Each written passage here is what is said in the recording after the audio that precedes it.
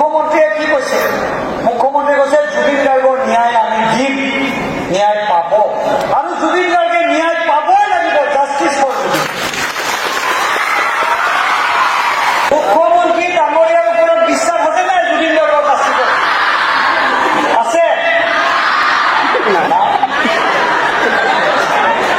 ন্যায়, য়েছ ন্যায়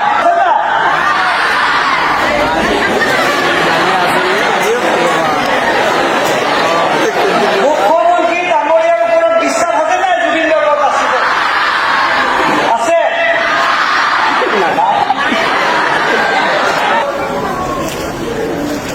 এতিয়া প্ৰকাশ দাস যদিও আমাৰ মাজত প্ৰকাশ ডেকা যদিও আমাৰ মাজত নাই, আজি আমি সকলোৱে প্ৰকাশ দাসক দেখা কিহত আমি গৌৰৱ অনুভৱ কৰিছো। প্ৰকাশ দাস অমৰ হৈ থাকক, এইখিনি আমি কামনা কৰিছো।